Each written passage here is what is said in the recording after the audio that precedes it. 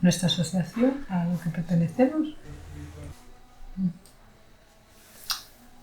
Bueno, somos parte de una asociación internacional, se llama ISKCON, que en España tiene el nombre de Asociación para la Conciencia de Krishna, de las cuales tenemos varios centros en España, y nosotros somos parte de esta asociación desde hace, pues ella desde hace 40 años y yo 45 más o menos.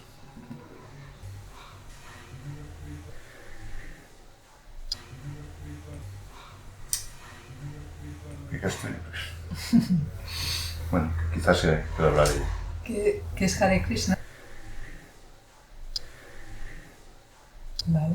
Es nuestro maestro, Srila Prabhupada, que está aquí, la fundó, aunque es una tradición milenaria de la India, pero la fundó aquí en Occidente, y está basada en el Bhagavad Gita, que es como la Biblia de la India, la Biblia, en realidad Biblia universal, pero que proviene. Y está basado en las enseñanzas de, bueno, sobre todo los Vedas, los libros sagrados en sánscrito, ¿no? Y seguimos, nuestro maestro decía que era una ciencia, por eso se llama la ciencia de la conciencia de Krishna. Una ciencia en el sentido que puedes experimentarla, ¿no? Y tiene un resultado. El resultado de lo que practicamos es el resultado deseado de cualquier práctica espiritual, pues desarrollar amor por Dios y compasión por las demás entidades vivientes.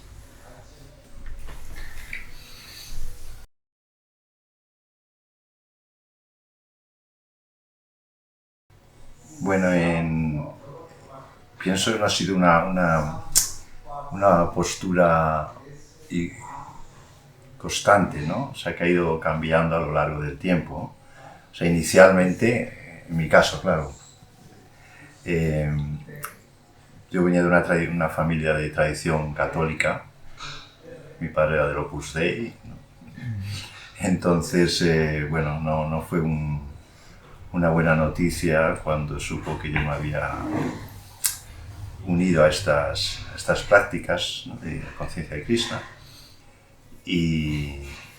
Pero gradualmente, o sea, con el tiempo, conforme veía el resultado, ¿no?, de que estas prácticas producían en mí, pues fue cambiando hasta el punto que si al principio pues el ir a visitarles era casi no deseado por ellos, ¿no?, que yo los fuera a visitar, a mis padres.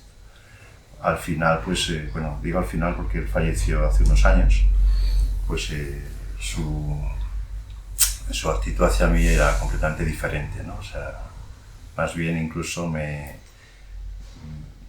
directa e indirectamente me animó a que estuviera cerca de mis hermanos, ¿no?, para ayudarles y tal.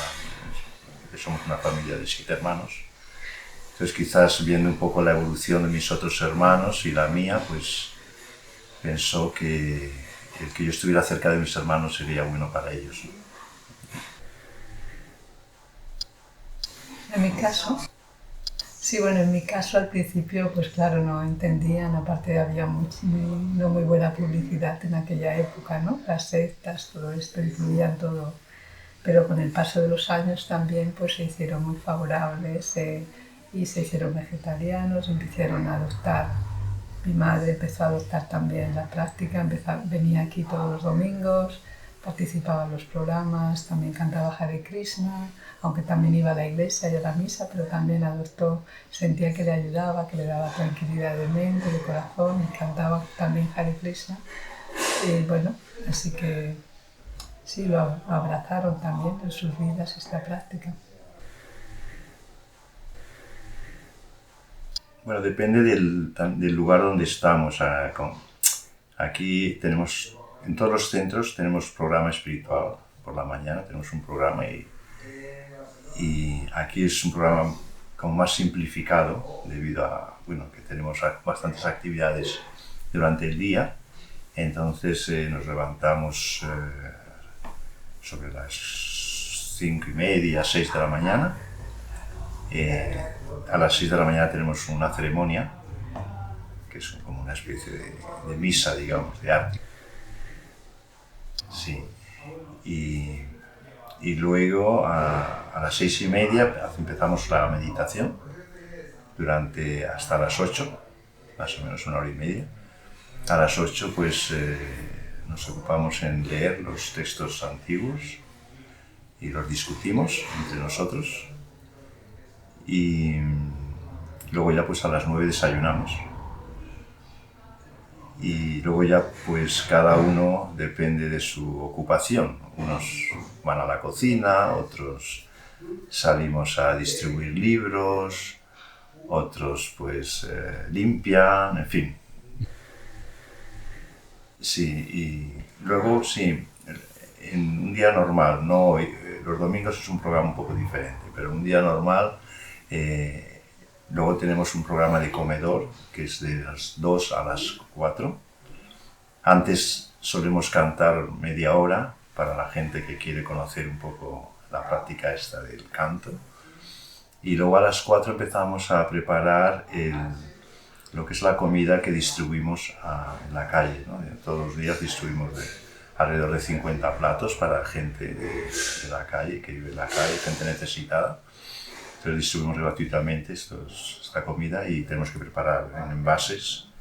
Entonces lo empezamos a hacer a las 4 hasta las 5 que vamos a distribuirlo. Y luego pues a las 5:30, 6 solemos también leer un poco por la tarde, ¿no? Leer un poco y cantar un poco, acabar un poco el día también con cierta práctica espiritual.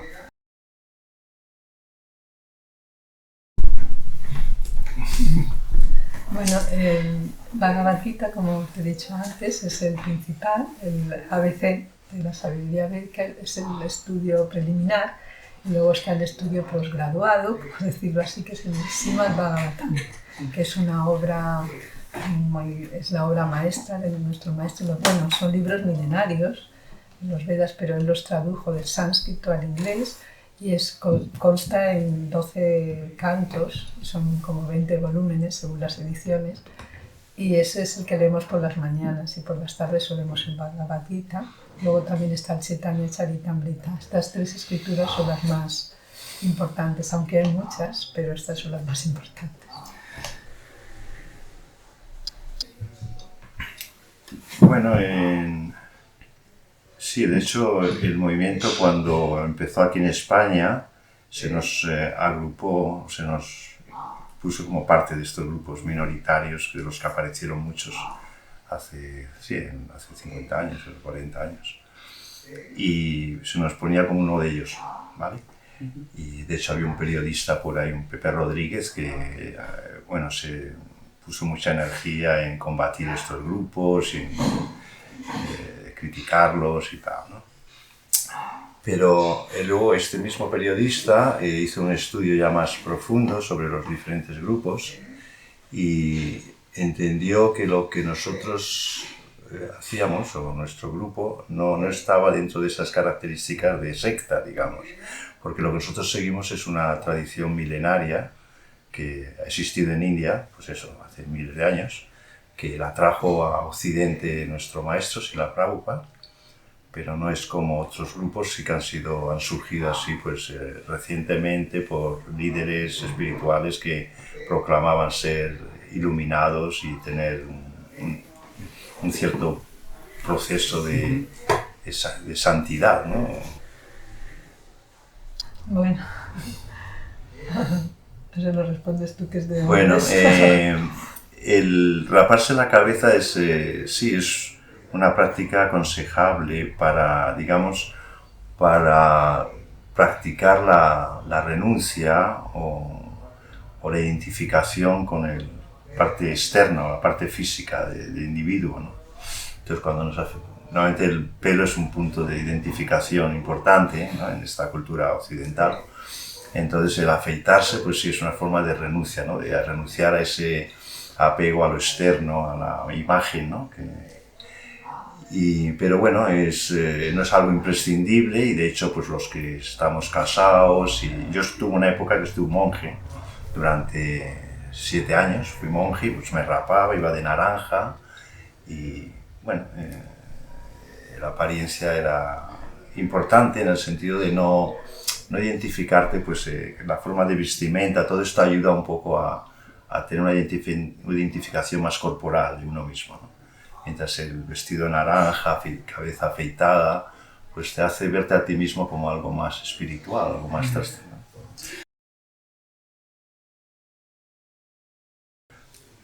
Bueno, se cree en un solo Dios, como todas las religiones básicas, el cristianismo, el musulmán, todo es un Dios. Creemos en un solo Dios y a veces hay malinterpretación. En la India se piensa que hay muchos dioses, pero son semidioses. O sea, es como Prabhupada, nuestro maestro, daba el ejemplo del rey y los ministros. Hay un rey, pero hay muchos ministros que le ayudan al rey en sus tareas, ¿no? El ministro de la Agricultura, el ministro de Educación, pues está el dios del sol, el dios de las lluvias, Indra, el dios de los vientos, Vayu. Hay diferentes que se encargan de cosas de este mundo. Brahma, que crea, Shiva, que destruye. O sea, son empoderados por Dios para hacer sus tareas dentro de este mundo. Pero Dios es el único que es trascendental, que está en el otro mundo.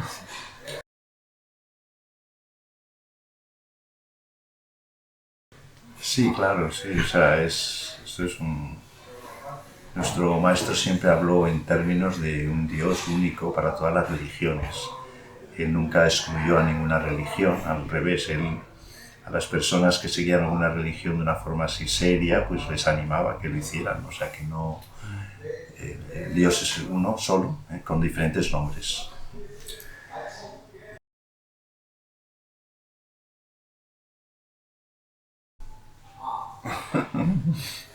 El acto sexual es, el Bhagavad Gita lo describe como un acto divino, ¿vale? Porque nos ayuda a engendrar otros seres humanos, otras entidades que van a poder también ocuparse en estas prácticas, ¿eh? Entonces, lo que no se ve bien es cuando se utiliza la actividad sexual con el único fin de placer, ¿no? El placer en sí mismo. O sea que la vida sexual es, dentro de nuestro entendimiento, se puede ejercer la vida sexual, pero con la única finalidad de engendrar hijos. Engendrar hijos que luego los puedes educar en la conciencia de Krishna. Sí, tenemos 2 hijos, tenemos una nieta. No, por lo menos no deberíamos. Entonces, Claro. sí, es un poco la idea, es el principio de, digamos, del yoga, sí, es reducir lo que es la vida sexual, en realidad los placeres materiales, ¿no?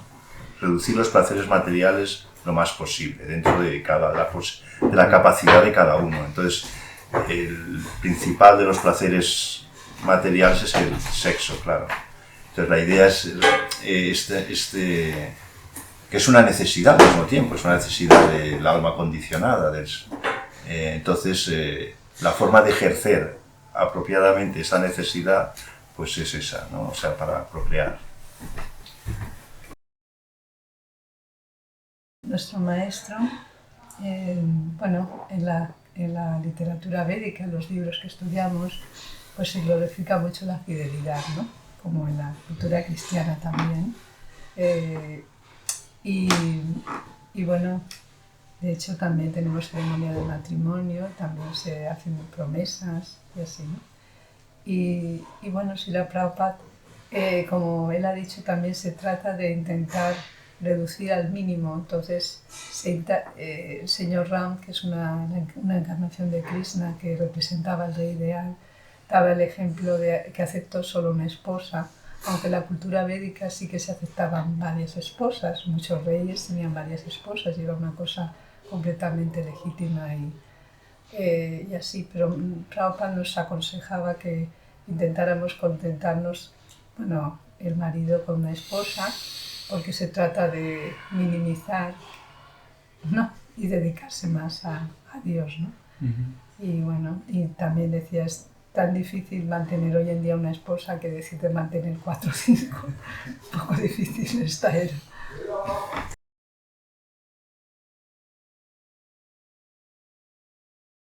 ¿No? Sí, bueno, en mi caso es... sí, yo desde pequeño tenía ciertas inquietudes religiosas así, pero bueno, ya cuando llegué a la adolescencia, pues me hacía ciertas preguntas, ¿no? Una de ellas era un poco lo que había escuchado en casa siempre de la exclusividad del catolicismo, ¿no? Que solo Dios lo puedes alcanzar a través de la religión católica apostólica. Entonces, cuando, bueno, tenía esas preguntas las planteé a algún líder religioso, a algún cura, pero nunca me supieron dar una respuesta y tal, que a mí me satisfaciera. Pero entonces con un compañero salimos a viajar y tomamos contacto con en Francia con un grupo de Hare Krishna. Quiero resumir así para... Pero bueno, básicamente pues fuimos a su centro y después de unos días de así de escepticismo por mi parte, no veía ahí aquello mucha...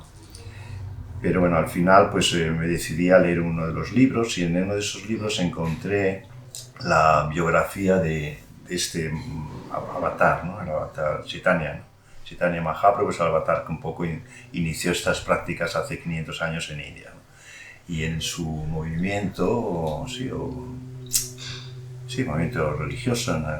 Pues se incluyeron pues musulmanes, budistas, hindúes de diferentes grupos, ¿no?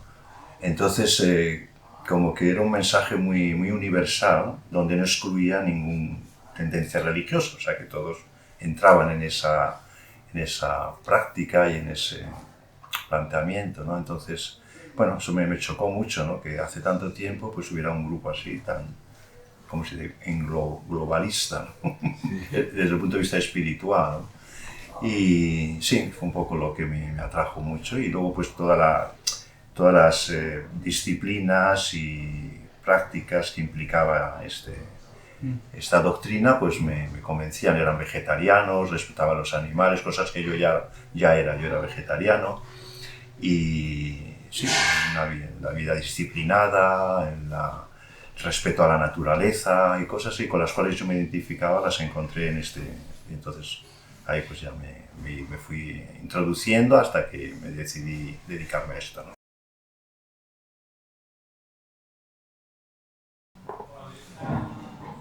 Los miembros. Sí. Hay varios tipos. Están los monjes, están los que estamos dedicados plenamente, están otros que no, que tienen sus profesiones y practican en sus casas. O sea que hay varias posibilidades, opciones. No es que haya exclusivamente un miembro de Hare Krishna, es aquel que está viviendo en un templo o es un monje, sino que pueden ser perfectamente personas que tienen una vida civil, tienen un trabajo, tienen un negocio, pero parte de su vida pues la dedican a estas prácticas espirituales, ¿no?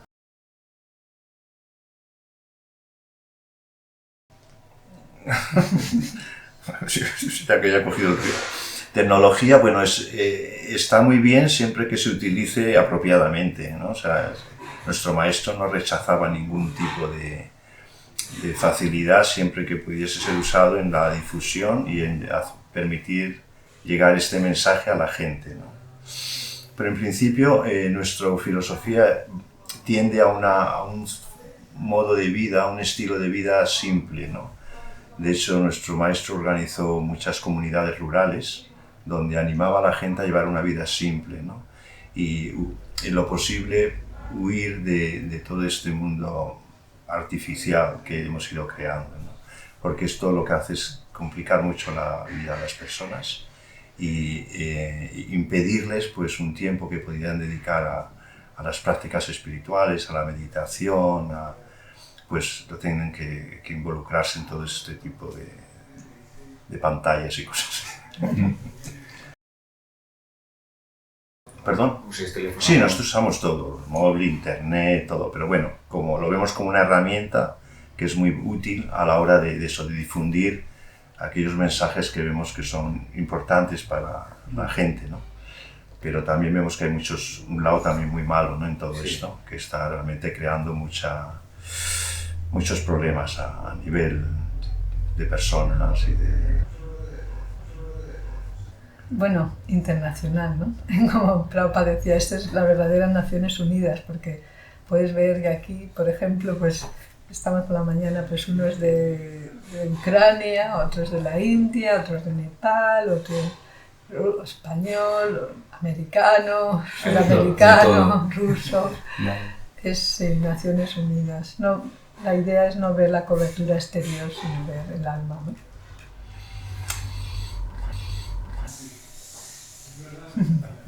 Yo nunca me lo planteaba porque, bueno, como nuestro maestro decía, aunque al final de la vida todo fuera una mentira, o sea, estamos felices con lo que hacemos, entonces nunca me lo he planteado. Al revés, sí, al revés pienso bueno, que la gente se pierde mucho por no conocer esta forma de vida. Sí, hay una experiencia suficientemente importante como para considerar otras.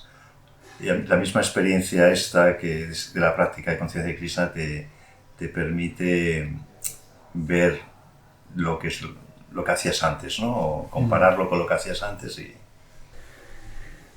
Yo cantando y bailando, porque es una parte muy importante de nuestra práctica.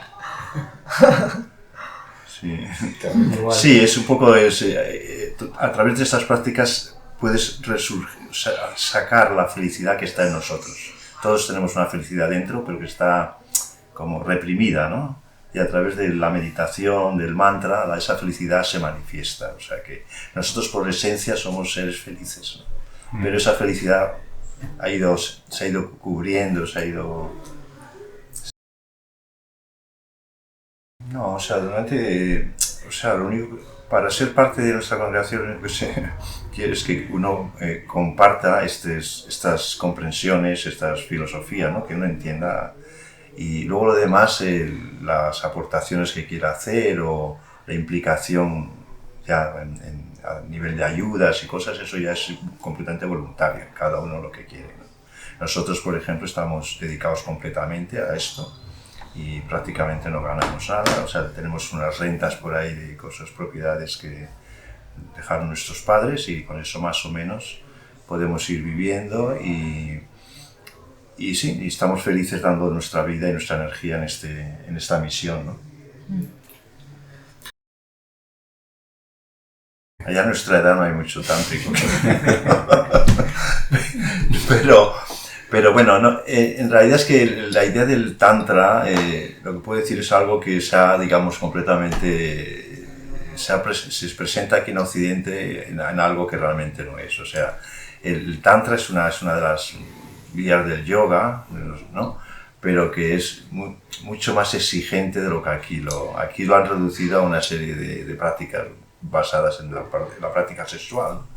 Pero aparte de eso hay muchas otras cosas que deben implicar que a veces, te podría decir, una de las cosas que los practicantes de Tantra hacen es un poco así, eso, pero tienen que llegar al punto de desapego tan grande que coman su propio excremento. Entonces, cuando uno llega a ese punto, puede practicar Tantra, ¿no? Entonces, pero, o sea, digamos, porque lo que se pretende hacer Tantra es una desconexión completa del cuerpo, ¿no? Una completa... Lo que pasa que, sí, hay ciertas prácticas que a lo mejor eso lo tienes que practicar con otra persona, del sexo opuesto, pero eso ya cuando tienes niveles muy altos de control, de autocontrol, que generalmente la gente no tiene, que la gente que practica el Tantra aquí en Occidente, ¿no?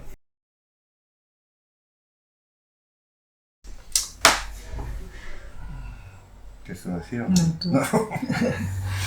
Bueno, la idea es que lo natural es, pues eso, o sea, el hombre es hombre y mujer es mujer.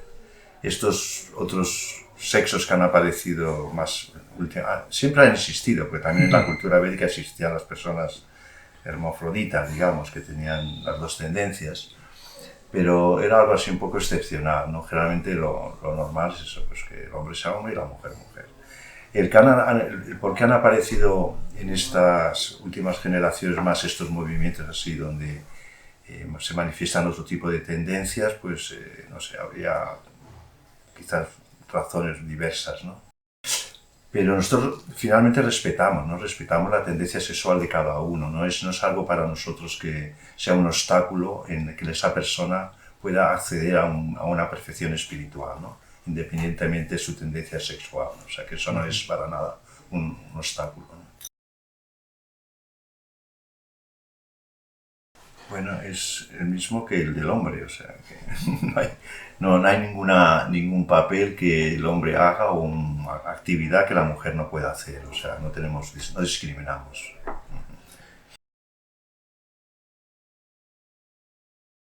Claro, sí, eso es parte importante de nuestra filosofía, eso es entender que esta vida que tenemos ahora es consecuencia de nuestra vida anterior y mucho de lo que se manifiesta en esta vida, tendencias, gustos, pues vienen de lo que hemos fomentado en otra vida pasada, ¿no? Pues eso.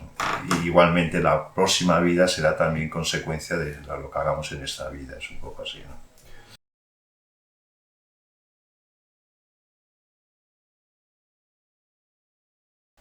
Bueno, normalmente la gente nos recibe muy contentos y bueno, en general, siempre hay alguna persona que se tapa los oídos, pero en general todos les gusta y cantan y Ayer bailan. estuvimos en la calle.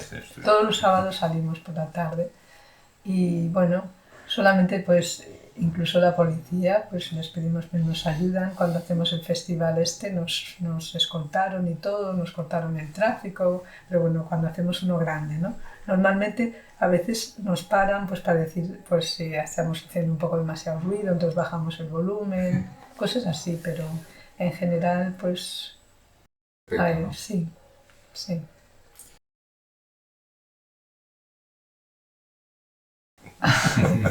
No, ella tuvo, pero no pues exactamente por cantar, era por...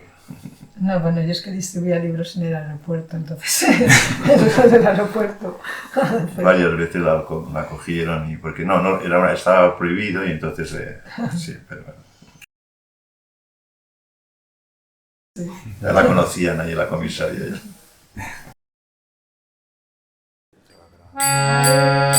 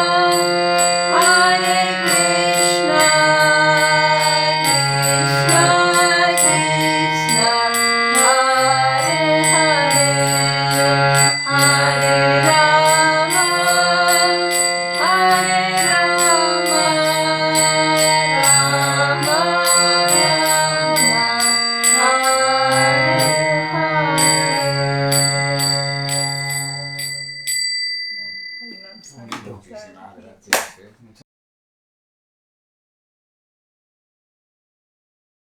No, o sea, el aura simplemente es una manifestación del estado interno de la persona, de la conciencia interna.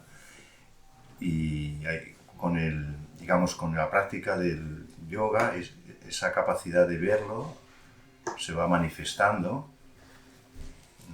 pero no es algo que nosotros, digamos, cultivemos o utilicemos. Eso es una cosa un poco individual de cada uno. Okay. Si tiene esa capacidad, pues lo... Pero vamos, hay una efulgencia del espíritu que está dentro, y eso normalmente está relacionado con la condición interna, la conciencia de la persona. De hecho, yo conocí a un chico allí en Francia que nació con esa capacidad, ¿no? O sea, veía la aura perfectamente en las personas, y el color, y además correspondía perfectamente el color que él veía con el carácter de la persona o el temperamento. Pero luego lo fue perdiendo conforme fue creciendo.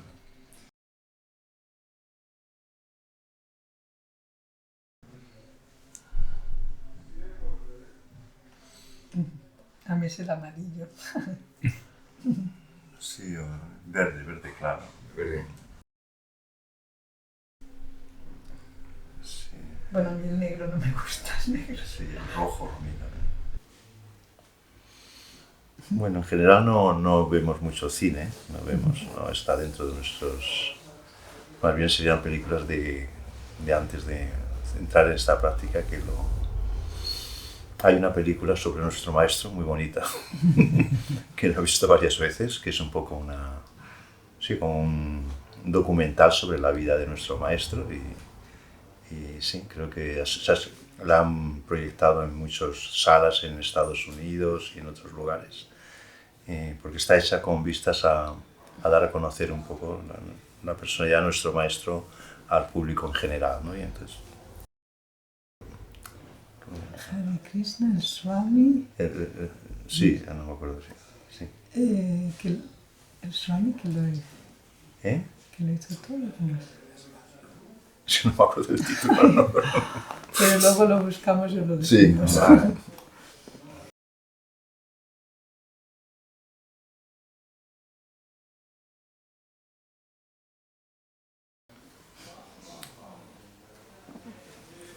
No generalmente, no. Quizás alguna vez, pero no. Generalmente, sí. Sueño en sentido...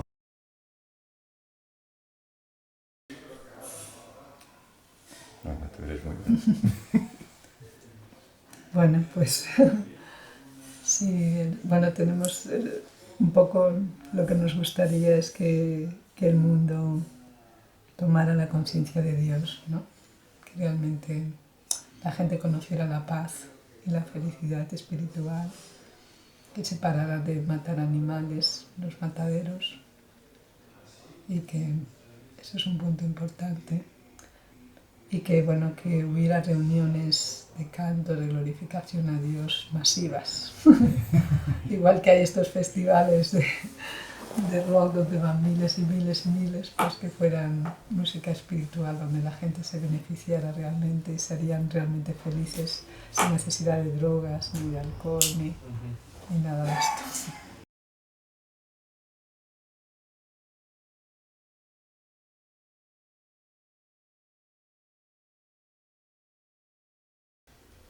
Lo dejo a ti.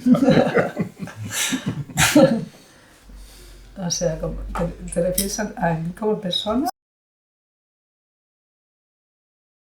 Bueno, como me gustaría que me recordaran como su bienqueriente, como su servidora, o sea, me recordaran como sirvienta, porque en realidad la naturaleza del alma es servir, ¿no? Entonces me gustaría que me recordaran, pues sí, que les he ayudado en algo, que les he servido de algo, que les he ayudado en algún momento difícil.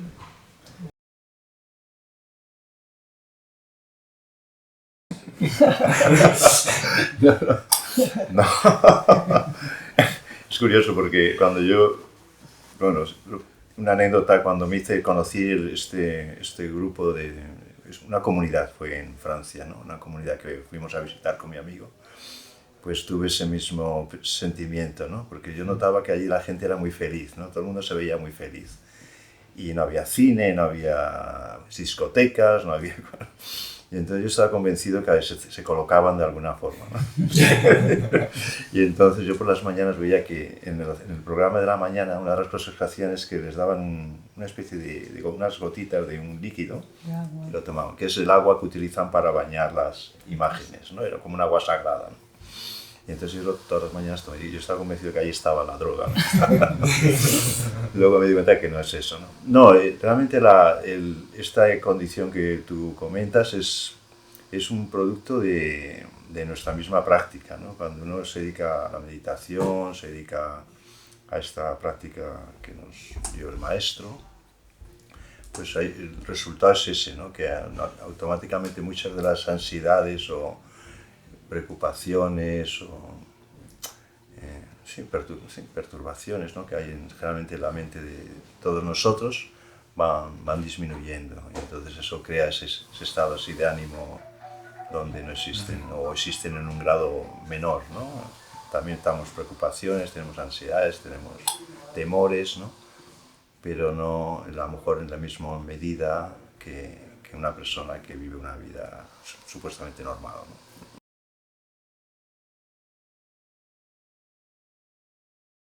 Ya, pues, gracias a vosotros por vuestra oportunidad de... Muchísimas gracias por ayudarnos a poder ampliar el proyecto.